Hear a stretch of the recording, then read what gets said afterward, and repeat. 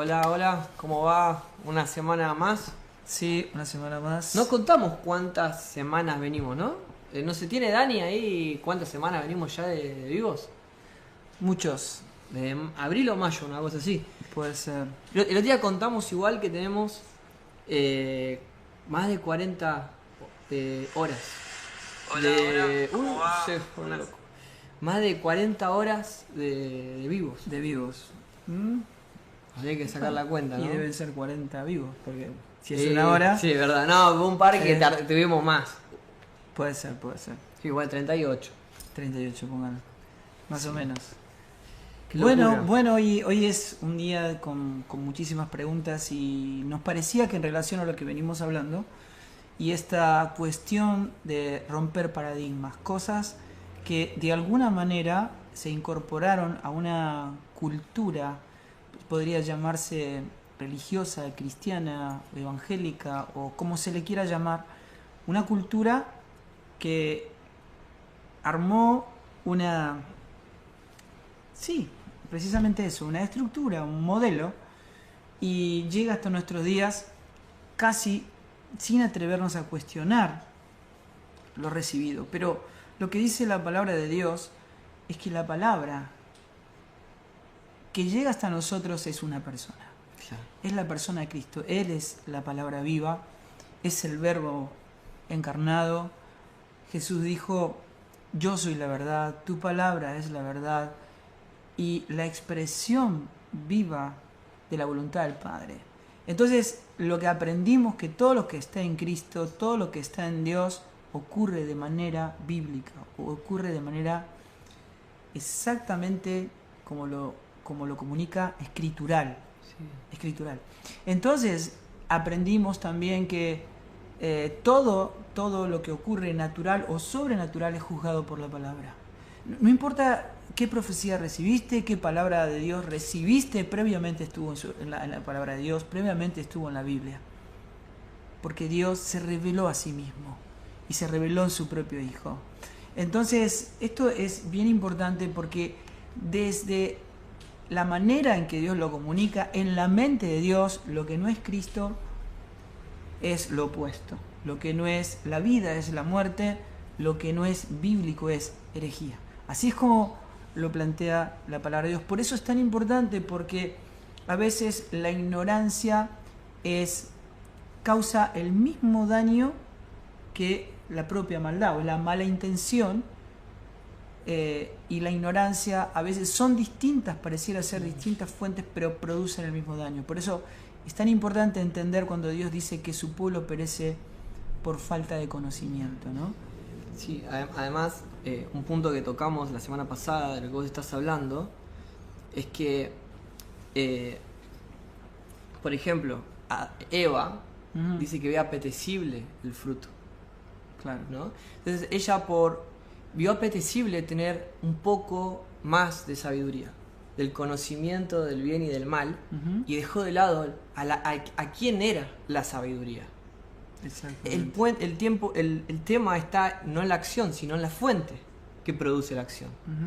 Y todo es bíblico por una simple razón, es que Cristo, quien es la palabra revelada, quien se hizo el verbo hecho carne, habita en nosotros. Por eso todo lo que ocurre dentro de Cristo es bíblico, porque la Biblia, la palabra, las escrituras, hablan de Él, básicamente. Exactamente. O sea, cuando el Señor dice que vayamos en pos de Él, no hay otra manera de ir de manera bíblica, porque Él es la encarnación de la voluntad del Padre, es la encarnación de la verdad. Entonces, esa sustancia solamente se puede ir de la manera en que Él dice que hay que ir. Entonces, Dios se revela bíblicamente, por decirlo de alguna manera. Sí, y hay una buena, o sea, viste que si predicar el evangelio es predicar la buena noticia, es algo que el pueblo evangélico lo dice mucho, ¿no? Y es verdad, porque Cristo es la buena noticia, ¿no? O sea, Exacto. nosotros vivimos base a una buena noticia. Y no es un augurio, no es una predicción de una buena. La buena noticia, la noticia es algo que ocurrió. Exactamente. Es un hecho, ¿no? Es un hecho. Entonces, solo queda gente que sea notificada de esta noticia. Ese es el punto. Nosotros nacemos de nuevo siendo notificados, entendidos de esta buena noticia y tomándola. Es una noticia que ya ocurrió en la eternidad. Y todos los que son notificados y comprenden esta verdad, se abrazan a esta verdad que ocurrió en la eternidad. Claro. El Cordero fue inmolado en la eternidad. Y todos aquellos que recibimos esta noticia, no como algo que va a ocurrir, sino como algo que ya ocurrió, nos abrazamos a ellas, y cuando nos abrazamos y nos entregamos a esa verdad que es Cristo mismo, morimos juntamente con Él. Wow. ¿Cuándo? En la eternidad de Dios. Resucitamos juntamente con Él y vamos a ser glorificados juntamente con Él en la eternidad de Dios, ¿no? Esto es algo extraordinario. Además, esto habita en la llenura, ¿no? del Espíritu, ¿no? Que es básicamente es el encargado de revelarnos todo esto. El amor, la verdad, todo lo que habita en Dios, todo lo que Dios es, ¿no? Y que es el gozo de la obra entre el Padre y el Hijo, ¿no? En la cruz. O sea, es como la expresión de ese gozo entre la relación entre el Padre y el Hijo habitando en nosotros, ¿no? Es algo muy fuerte. Juan 10 dice: el ladrón no viene más que a robar, matar y destruir, mas yo he venido para que tengan vida eterna y la tengan en abundancia. Es maravilloso, pero también es muy importante poder entender, porque la mayoría que lee este pasaje, que dice que el ladrón vino para hurtar, matar y destruir, cree que es el diablo. Claro, lo asocia al diablo, pero en realidad quien lee este pasaje y entiende el contexto de este pasaje va a ver que el Señor se estaba refiriendo no al diablo, sino a los falsos maestros, o sea, personas que dicen conducir a las personas a Dios cuando en realidad lo están conduciendo a un Dios falso, a un Dios imaginario, hecho, digamos, no nosotros a imagen de Dios, sino Dios a nuestra imagen, ¿no? Y es esta cuestión de pare de sufrir, o sea, de un montón de eslogan y de situaciones que nos hacen pensar que Dios es como nosotros nos imaginamos y no como Él se reveló a sí mismo a través de su propio Hijo y de su palabra. Y luego que Dios habla de hacernos a su imagen y semejanza, ¿no? Pablo dice: yo sufro dolores de parto hasta que Cristo sea formado en ustedes. Exacto. Y de repente la forma, cuando nosotros vivimos en un Dios como el Dios desconocido que habla Pablo, creamos un Dios a nuestra imagen y semejanza. Porque en realidad nos estamos sentando nosotros en el trono y nosotros estamos jugando a ser nuestros propios dioses y terminamos creando un Dios a nuestra imagen y semejanza, que básicamente somos como nos vemos nosotros. Así es. Así es. Hay que entender esto. Los ídolos son el producto de la imaginación. Entonces, cuando nosotros nos imaginamos a Dios en la manera en que nosotros creemos que Dios debería ser, en realidad nunca adoramos, sino que se convierte en una idolatría. Claro. Porque estamos adorando un Dios a nuestra imagen y a nuestra semejanza, y no a un Dios que nos hizo a nosotros a imagen y semejanza de Él y que se reveló a sí mismo de la manera en que Él quiso revelarse, ¿no? Wow. Entonces, bueno, esto es un punto tremendo. ¿Y por qué tan importante es entender que todo lo que ocurre en la vida de un hijo de Dios ocurre de manera bíblica?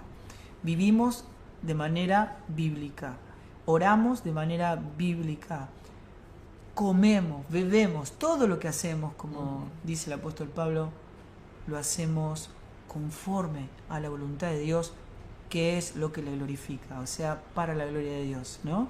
Es un culto racional, como lo venimos diciendo tantas veces, es la expresión de la persona de Cristo en nosotros, que es precisamente lo que adora al Padre, ¿no? Qué loco es entender capaz ese punto, ¿no? Es decir, cómo algo que como o bebo puede glorificar al Padre, ¿no? O sea, es como una acción tan simple, ¿no? Porque obviamente se puede llegar al punto más simple de pensar que un adorador es el que está arriba de un escenario tocando acordes menores en un piano o en una guitarra. En realidad Jesús dijo: no se pregunten en qué monte van a adorar, porque yo ahora soy el monte de adoración. Jesús después, en otra ocasión, dijo: yo voy a derrumbar este templo y lo voy a reconstruir en 3 días, ¿no? Está hablando de Él en su crucifixión y su resurrección, que Él se convertía en el templo, ¿no? Exactamente. Y bueno, y esto que venimos hablando de que Cristo nos lleva al origen, ¿no? Que el origen es el Padre, es el corazón del Padre, es la presencia del Padre, es la esencia del Padre.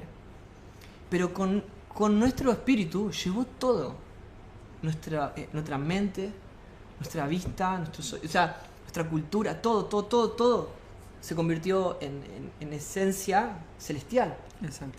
O sea, es como una fábrica celestial, por así decirlo. Volvemos al origen. Exacto. Y todo fue llevado al origen. Entonces, hasta nuestra percepción de las cosas. El ojo bueno lo ve todo bueno y el ojo malo lo ve todo malo. Entonces, nada, es un punto. Hay varias preguntas que estarían muy interesantes empezar a charlar. Y una de las preguntas es: ¿cómo infiere en la verdad los medios atractivos? Muchísimo. Mirá, es una gran pregunta esta, una gran pregunta. Quisiera empezar con un ejemplo que ya escucharon de mí, algunos, pero creo que va a ayudar a la comprensión de lo que vamos a tratar de comunicar hoy.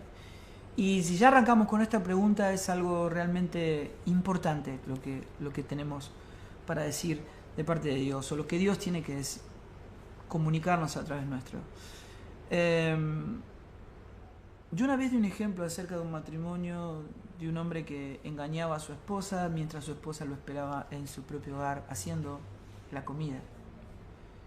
Él venía de estar con otra mujer que no era su esposa estando en su casa, él golpea la puerta y cuando entra, él la ve cocinando y le dice si él quería que le ayude a servir la mesa. La respuesta de la mujer fue: honestamente no, honestamente no.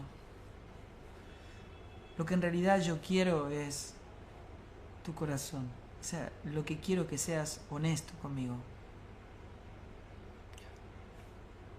Y él le dice algo parecido a esto: bueno, pero yo te quiero, por eso trabajo, por eso sostengo la casa, por eso pago todas las cuentas, y si vos no te ofendés, a mí me gustaría cantarte una canción de amor para después demostrarte cuánto te quiero.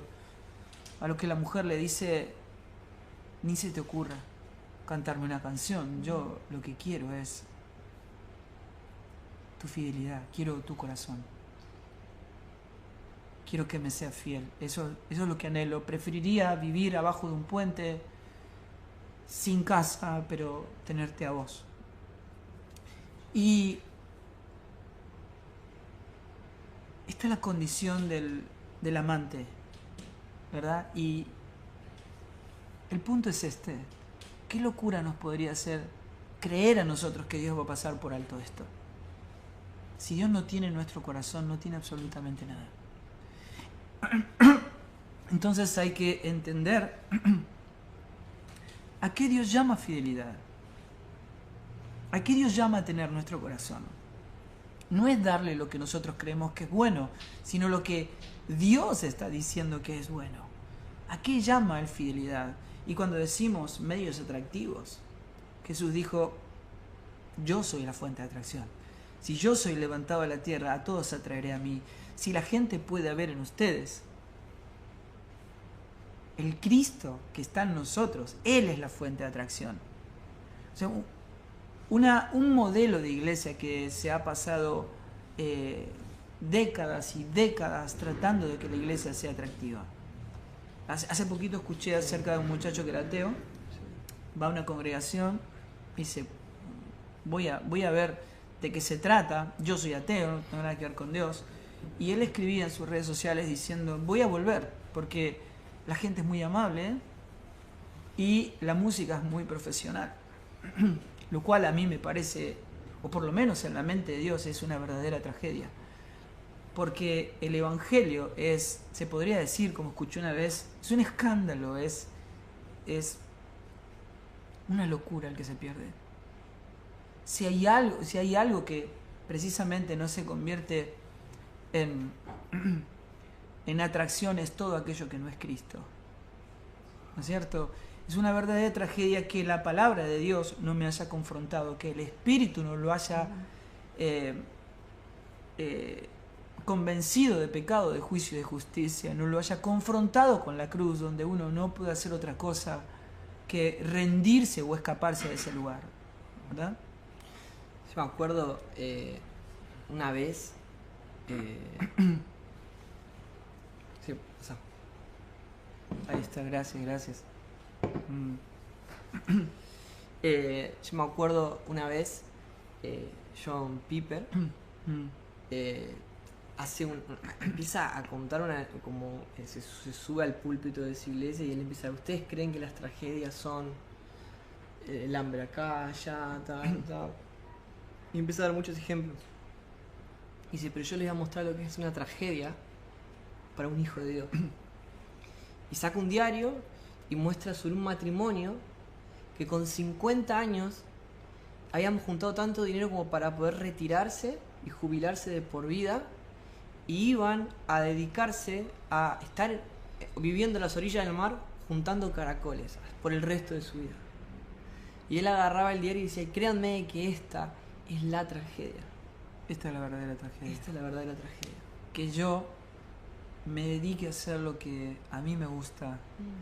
Una vida que no interpreta el riesgo que implica ir en pos de Jesús, perder la vida. El que quiera ganar la vida la va a perder, pero el que pierda su vida por amor a Cristo la va a hallar. Es muriendo como se gana la vida, es perdonando como se es perdonado, ¿no? Sí, en Hechos 28, Pablo está en una aldea y Pablo está predicando, él baja de uno de los barcos donde estuvo esclavizado y está en esa ley y empieza a sanar gente. Entonces las personas que lo tenían esclavizado lo dejan sanar gente y predicar. Y dice que él empieza a sanar a muchos y de repente la gente no creía. La gente no creía. Entonces la gente no se convertía, no se entregaba. Entonces él cita a Isaías. Ajá. Y dice lo siguiente: por mucho que oigan, no entenderán. Por mucho que vean, no percibirán. Porque el corazón de este pueblo se ha vuelto insensible. Se les han embotado los oídos y se les han cerrado los ojos. De lo contrario, verían con los ojos, oirían con los oídos, entenderían con el corazón y se convertirían. Y yo los sanaría. Por tanto, quiero que sepan que esta salvación de Dios se ha enviado a los gentiles y ellos sí escucharán.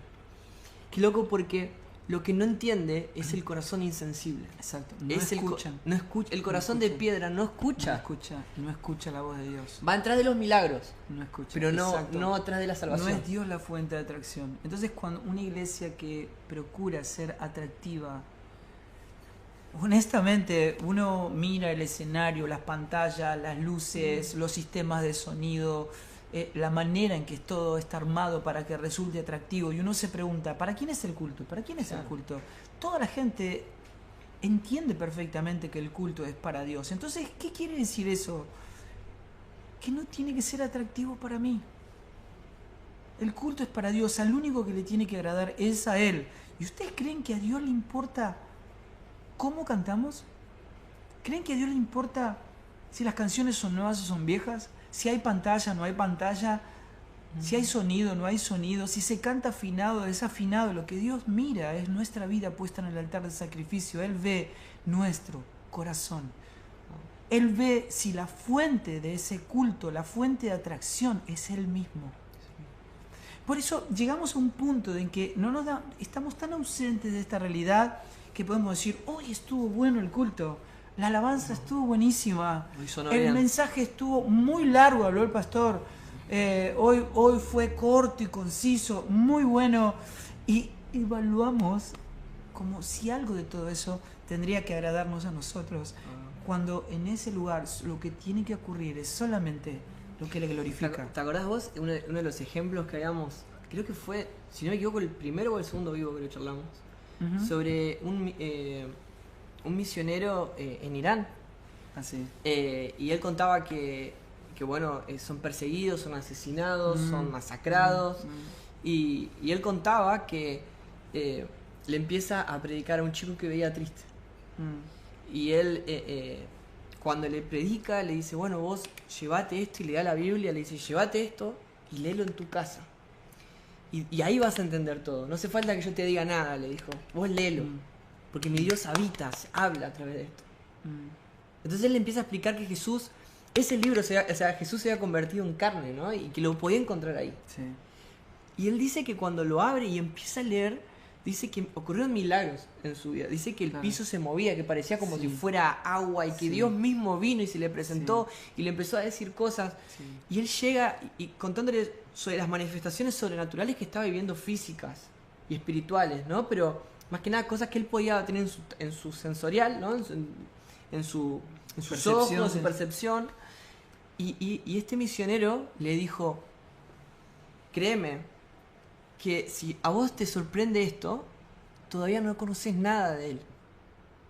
Dios te da su propio corazón. Exacto. Para que lo puedas entender totalmente. O sea, cuando vos entendés que Dios te da su propio corazón, los milagros se convierten literalmente en una añadidura. En algo que es una expresión adicional del amor de Dios. Exacto. Es cuando yo me convierto en esa contemplación, porque yo estoy en Él. Hay un punto en que yo descubro la autoridad de Cristo, que hay otro que no soy yo dentro de mí, que tiene que manifestarse, pero hay otro punto en el que yo me convierto en esa contemplación. Entiendo que yo soy esa misma persona, que formo parte de Él, que es un ADN. Eso es lo que amalgama sus pensamientos en mí. O sea, cuando yo empiezo a entender la voluntad de Dios, la manera en que Dios piensa, la manera en que Dios se revela a sí mismo, y entonces la oración se convierte en un estado de adoración, en un reconocimiento de quién es Él. Y entonces en mi oración hay algo que no me pone nunca en conflicto con Dios, porque Dios me revela su voluntad y mi deseo más profundo se amalgama con su deseo más profundo. Y empiezo a anhelar la voluntad de Dios. Y la expresión de su persona, de la persona de su propio Hijo, se convierte en nuestra oración. Sí, lo que leíamos al principio hoy en Juan 10, que dice, el ladrón no viene más que a robar, matar y destruir, mas yo he venido para darles vida y vida en abundancia. Exacto. Es que en Cristo resucitaron todas las cosas. ¿No? Nosotros vivimos en la resurrección. Vivimos en un estado de resurrección, ¿no? O sea, Cristo nos está haciendo vivir esa unión que anhelamos desde el Edén, ¿no? Exacto. O sea, lo que la humanidad anhela desde el Edén. Esa sensación de insatisfacción y de vacío que se vive desde el Edén, en Cristo fue saciada. Exacto. Fue terminada. Y a mí me encanta capaz escuchar a Jesús cuando dice, Moisés dijo esto, mas yo les digo. Exacto. Ustedes escucharon esto, mas yo les digo esto. Él vino una resurrección, ¿no? Entonces, a mí me encantaría que podamos leer 2 oraciones. Dale. En las cuales Jesús dijo sobre un corazón regenerado, un redimido, donde podemos encontrar el mas yo les digo. Exacto. De 2 personas. Hay un punto que quiero decir, recién dijiste algo que es muy, pero muy bueno, y es el punto en que cuando uno come de Él. O sea, cuando uno come de Él, no se va nunca más. No quiero otra comida, nunca más. Pero si entendemos que no es lo que atrae, sino quién atrae, ¿no es cierto? Si nos enfocamos en lo que atrae, o sea, si utilizamos medios humanos para atraer a la gente, solamente vamos a atraer hombres y mujeres carnales que quieren todo el tiempo comer comida carnal. Si algún día las luces de LED se queman, ¿no? Si atraen las luces de LED. Exacto. No somos profesionales, somos hijos y fuimos llamados a fidelidad, no fuimos llamados al éxito. Entonces esto exige una definición entre nosotros. Exige, porque nos ha consumido esta idea y creemos que nos tenemos que mostrar atractivos al mundo. Lo hemos expresado de todas maneras y de todas formas, aún dentro de nuestros propios canales de comunicación, ¿no? Y cuando uno dice, bueno, hay que meternos en la política, en la educación, en la cultura, nos mostramos o intentamos mostrarnos atractivos y no decir esa verdad de tal manera como los mismos discípulos dijeron, Señor, es muy dura tu palabra, pero Jesús nunca predicó de otra manera. Y esto es sustancial, porque cuando esto ocurre, vos te deleitas no solamente en la persona, sino en todas sus obras. Y este es el punto. Mira, Seba, y quiero que esto, por favor, no me ayudes porque se termina convirtiendo en una iglesia superficial, ¿no? Por eso creemos que romper una estructura es que un pastor se ponga una campera de cuero, ¿no? O que predique en zapatillas y en jean, o que se siga creyendo que una persona no religiosa es cuando hablan abiertamente de los tatuajes y de los piercing. Lo religioso se trata sobre el corazón de la persona. Exacto. ¿No? O sea, no sobre el aspecto de la persona. Eso no tiene nada que ver. Cristo siempre habló del corazón de la persona. Entonces, la religión pasa por cómo mira tu corazón. Por dónde está posicionado tu corazón. Entonces, una persona que no vive y no se manifiesta desde adentro, desde Cristo, cree que lo no religioso y lo no estructural pasa por la superficie. Exactamente. Por la fachada. Por eso creamos grandes edificios, ¿no? Y dejamos a Dios afuera, golpeando la puerta, ¿no? Exacto. Es más fácil hacer edificios enormes que Dios logre gobernar nuestro corazón. Eso es lo que dice la palabra. Y entonces lo que llamamos adoración en realidad nunca es adoración, porque lo único que adora al Padre es su propio Hijo. Si no se expresa la persona de Cristo, nunca es adoración, sino más bien es una idolatría, como lo dijimos al principio, ¿no es cierto? Y Juan Calvino decía, el corazón del hombre es una fábrica de ídolos. Si no conozco a Dios revelado por el Espíritu en las Escrituras, entonces adoro al Dios que he creado en mi mente. Por eso es tan importante que Cristo sea revelado y amar la palabra de Dios más que cualquier otra cosa en este mundo, más que la comida diaria, estar completamente dispuestos a estar con las valijas siempre preparados para este éxodo permanente que es mudarnos a Dios en cada palabra, en cada pensamiento, en cada hecho, ¿no? Decía, hay una oración de Teresa Calcuta que es un pensamiento verdaderamente franciscano, y ella decía esto, cuando yo tenga hambre, por favor, Señor, tráeme a alguien a quien yo le tenga que dar de comer. Cuando tenga sed, tráeme a alguien, por favor, que precise de tu agua. Cuando tenga frío, dame a alguien a quien yo tenga que darle calor. Cuando yo esté sufriendo, dame a alguien a quien yo tenga que consolar. Cuando mi cruz parezca pesada, déjame compartir la cruz de otro. Cuando me vea pobre, poné a mi lado a alguien necesitado realmente de ti. Cuando no tengo tiempo, dame a alguien a quien yo precise entregarle mi agenda, mis tiempos. Cuando sufro humillación, dame ocasión para elogiar a alguien. Cuando esté desanimado, dame a alguien para darle ánimo. Cuando quiero que los otros me comprendan, por favor, tráeme a alguien a quien yo le dé mi comprensión. Cuando sienta necesidad de que cuiden de mí, dame a alguien que tenga a quien atender con amor, con tu amor. Cuando piense en mí mismo, vuelve siempre mi atención hacia otro, porque cuando esto ocurre yo me extravío, me olvido de quién dices que yo soy en realidad, esa realidad divina, esa riqueza divina que me concediste, que soy infinitamente rico y completa en ti. Hazme digno de servir entre los más pequeños, los que viven y mueren solos, heridos, hambrientos, huérfanos y olvidados. Dales a través de nuestras manos el pan de vida que sacia para siempre. Yo necesito de que las circunstancias percibidas por la mente natural se convierte en una percepción mentirosa.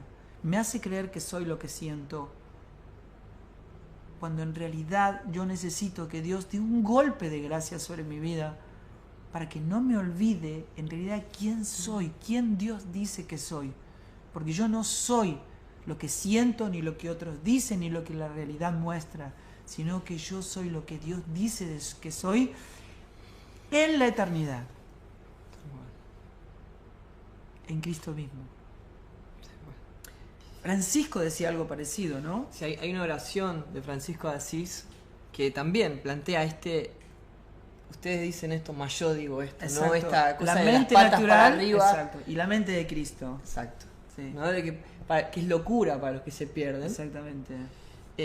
Dice así: haz de mí un instrumento de tu paz. Donde haya odio, déjame sembrar tu amor. Donde haya dolor, tu perdón. Donde haya duda, tu fe. Donde hay desesperación, tu esperanza. Donde hay oscuridad, tu luz. Donde hay tristeza, la perfecta alegría de tu persona. Divino Maestro, concédeme la gracia de que no busque ser consolado como consolar. Ser entendido como entender. Ser amado como amar. Pues el dar que recibimos es perdonado, que somos perdonados. Y es al morir que nacimos a la vida eterna. Sí, y porque ese es nuestro Dios. Exactamente, este es un punto.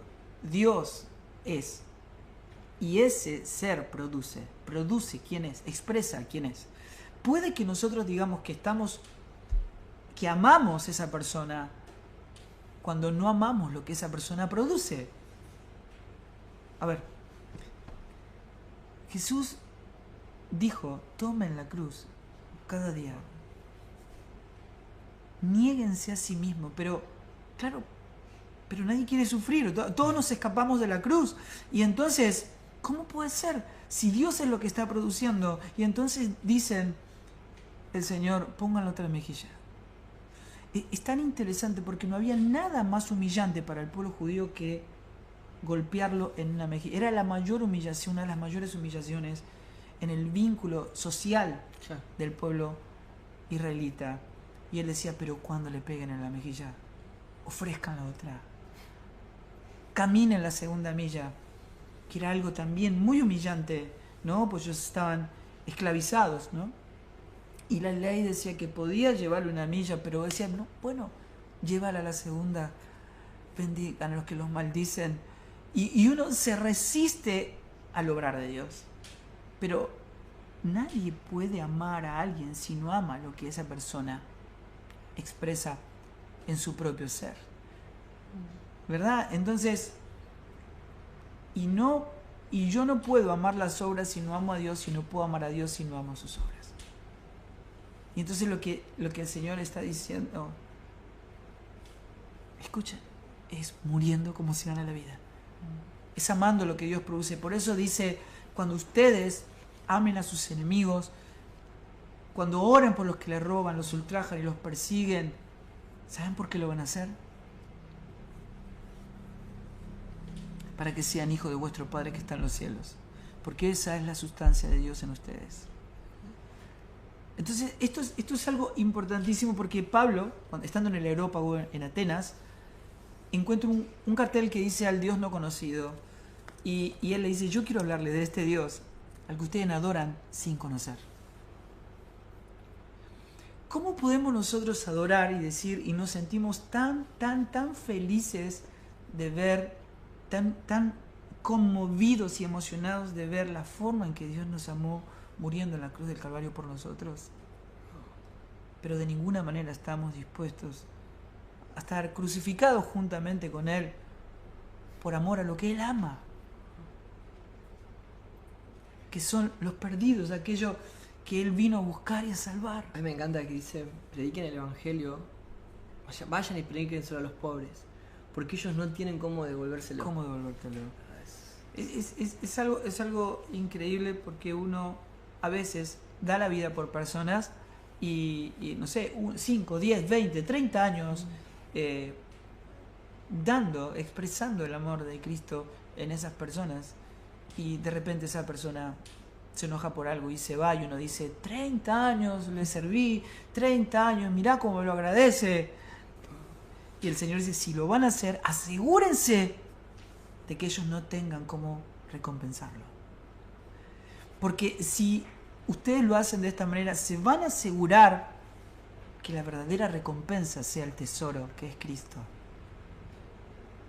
Asegúrense de que no se lo agradezcan, para que mi Padre que lo ve en secreto les va a recompensar en público. Hagan tesoros en el cielo y no en la tierra, donde están los ladrones, el orín corrompe, todo. No, en el cielo, ¿no? Y yo me acordaba, Seba, de una expresión que contaba C.S. Lewis acerca de un profesor en la universidad que estaba evaluando los trabajos de los estudiantes en los clásicos, ¿no? Y él decía esto yo lo comuniqué en un video una vez. Él decía, no hay atajo para una apreciación de gran valor, ¿no es cierto? Y hablaban del Partenón. Y un profesor dijo, el problema con estos muchachos es que sus profesores les han estado hablando sobre el Partenón, cuando les deberían haber estado hablando sobre el optativo. El optativo es un modo gramatical de los verbos en griego. Y entonces, claro, era insustancial el trabajo, porque ellos no podían tener una apreciación de gran valor si lo que conocían era superficial, era por arriba.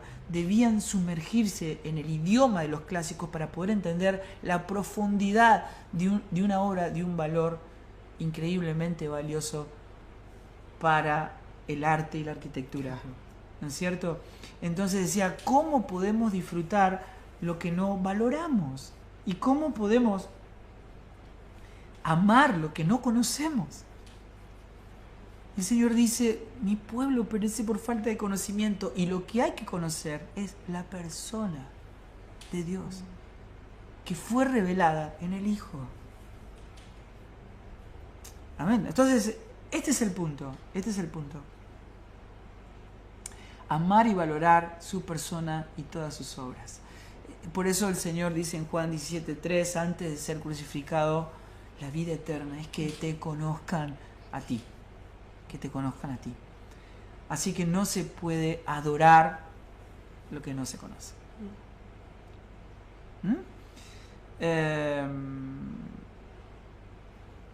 Bueno, ese es el punto. Ese es el punto.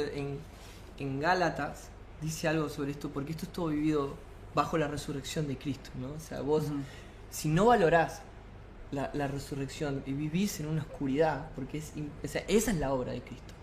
Eso es lo que nos lleva al Padre, ¿no? Entonces, Gálatas dice, pero si los guía el Espíritu, no están bajo la ley. Entonces, el versículo 19 dice, las obras de la naturaleza pecaminosa las conocen bien, es la inmoralidad sexual, la impureza, el libertinaje, idolatría y brujería, odio, discordia, celos, arrebatos. Lo que me gusta mucho de esto es que empieza a decir cosas que no son tan lejanas a nosotros. Está diciendo discordia y celos. Sí. Arrebatos de ira, rivalidades, disensiones, secretismo, envidia. Son cosas que no son muy lejanas a nosotros, a nuestro entorno, ¿no? O sea, es como, bueno, o sea, habla de brujería, ¿no? Inmoralidad sexual, borracheras, orgías y otras cosas parecidas, ¿no? Les advierto ahora, como antes los hice, para que practican tales cosas, no heredarán el reino de los cielos. Dice, pero en cambio, ¿no? Ahora es lo mismo que estábamos hablando antes. Mas yo les digo. En cambio, el fruto del Espíritu es amor, alegría, paz, paciencia, amabilidad, bondad, fidelidad, humildad y dominio propio. Y acá está el punto, que capaz es lo que queremos llegar hoy. No hay ley que condene estas cosas. Exacto. Porque el Espíritu que habita en nosotros es el corazón atrás de la ley. Y en él están cumplidos todos los puntos de la ley. Exactamente, exactamente. En la persona de Cristo fue quien pagó el peso de la ley. Todo esto se pagaba con la muerte y Cristo pagó un precio imposible de pagar por todos nosotros. Así que no hay ley que nos condene para los que están en Cristo Jesús. Nos envolvió la gracia y en Él fue cumplida toda la ley.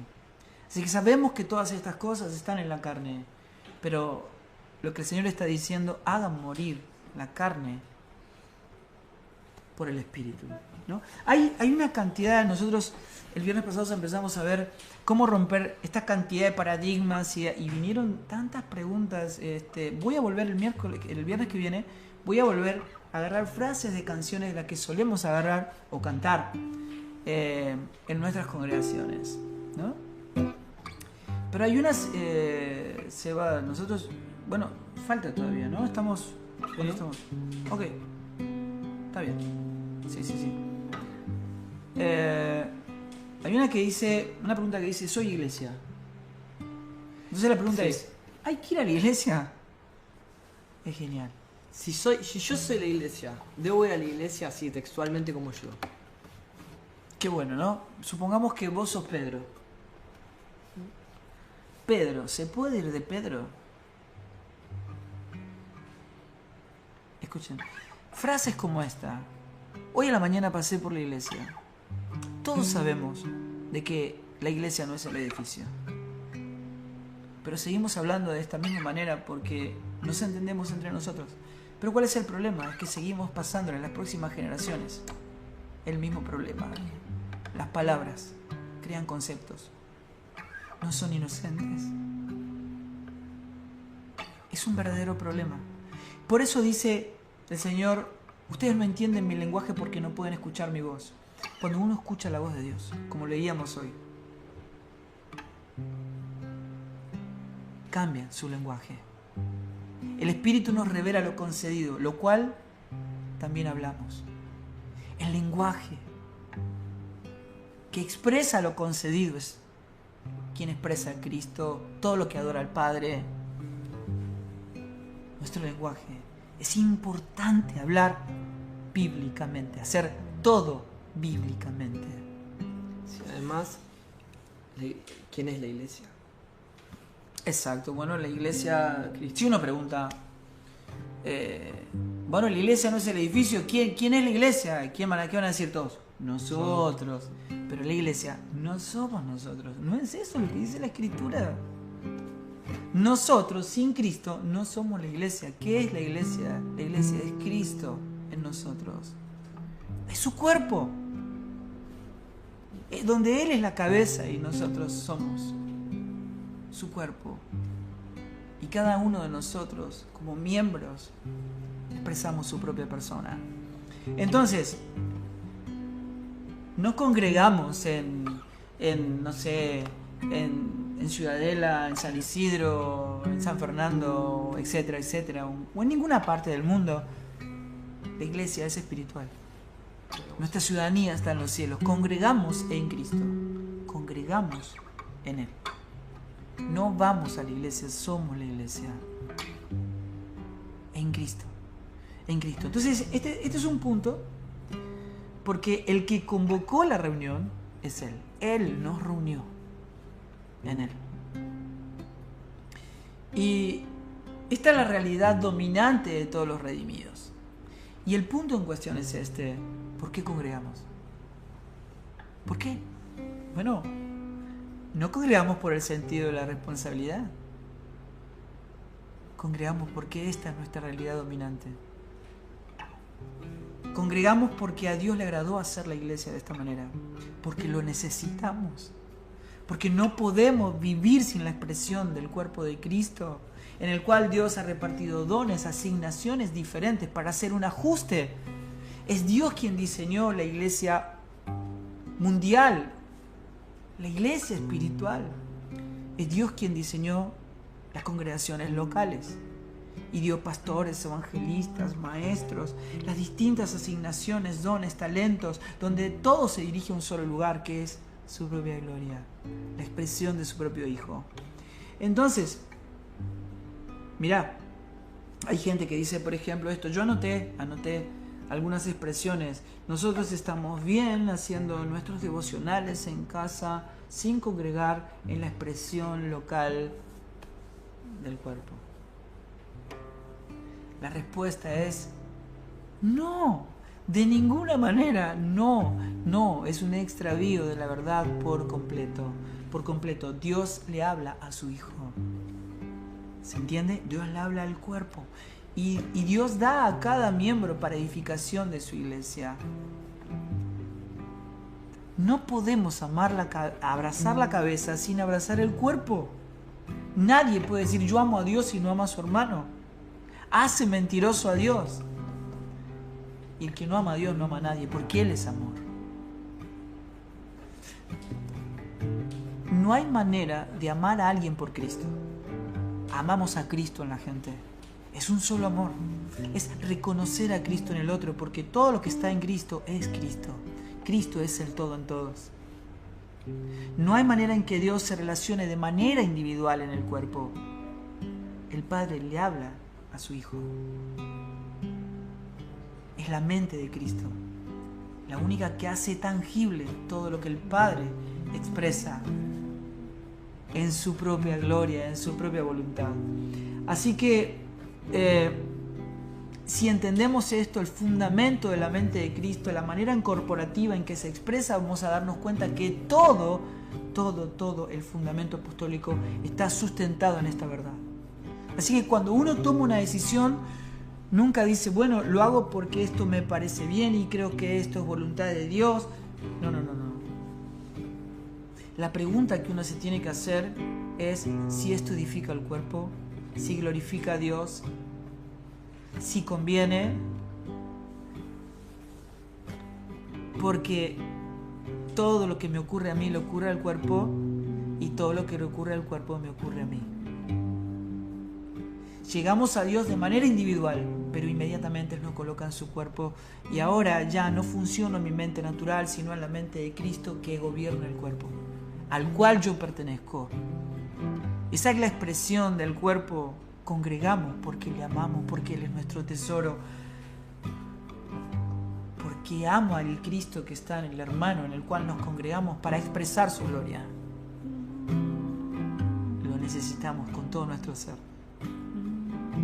Pablo dice, y yo predico el Evangelio y no tengo de qué gloriarme.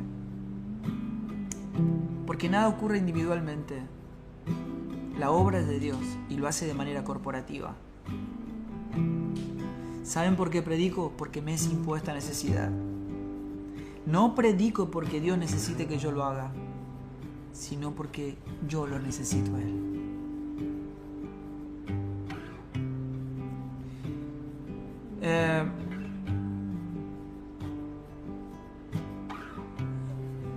Ese es el motivo por el cual Dios forma la iglesia de esta manera. Y es algo que se nos tiene que revelar porque las distintas asignaciones, los cuerpos, los dones, son para ajustar en este propósito de Dios de modelarnos a su imagen, a la imagen de su propio Hijo. Así que lo que quiero terminar diciendo con respecto a esto, a ver si lo tengo por acá, Seba, con respecto a esta misma pregunta, ahí está, mira, acá la tengo. Alguien nos preguntaba, ¿está bien decir que hay poder en la oración? Ese es otro de los tantos paradigmas. No, escuchen, no hay poder en la oración. No hay poder en la oración. Hay poder en el Dios al cual oramos. Y no es lo mismo. No es lo mismo. No es lo mismo. Porque la expresión, Dios se expresa como Él es. Y en esa oración donde yo me expreso la revelación de su propia persona, sus deseos, porque nada ocurre que no sea la voluntad de Dios. Por eso cuando ustedes oren, dice, oren diciendo que sea la voluntad de Dios. Cuando ustedes oren, oren en nombre del Hijo de Dios, en el nombre de Jesús, porque Él es la expresión de esa voluntad. Nada ocurre de otra manera. Y cuando yo le conozco, oro en el Espíritu. Oro en la voluntad de Dios, oro en Cristo, expreso la mente de Cristo, lo que Dios desea, lo que Dios anhela, el querer de Dios, el deseo de Dios.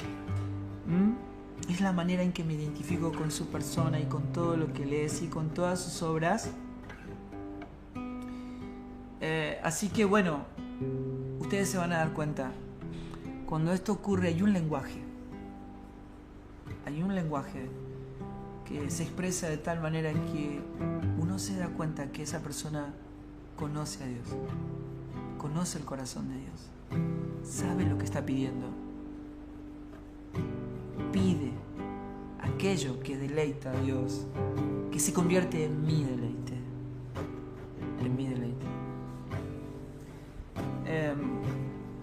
Estaba esta expresión de ¿cómo se llamaba este hombre? John Newton. Que bueno, yo supongo que muchos conocerán la historia de un hombre que era un pirata que vendía esclavos y que los llevaba en barco, de los cuales, bueno, es muy larga la historia, pero trataban seres humanos como animales y los llevaban para esclavizar.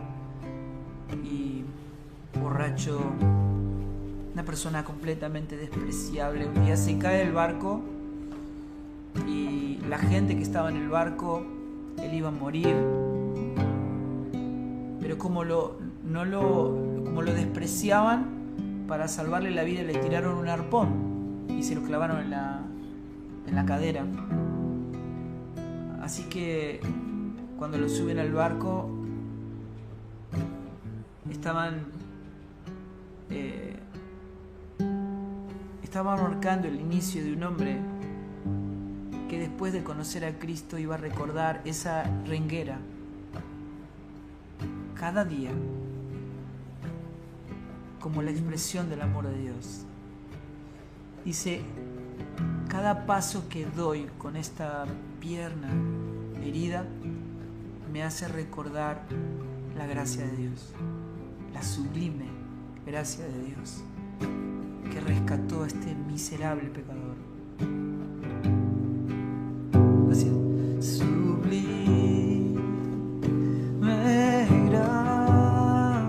gracia del Señor, que un vil pecador salvó.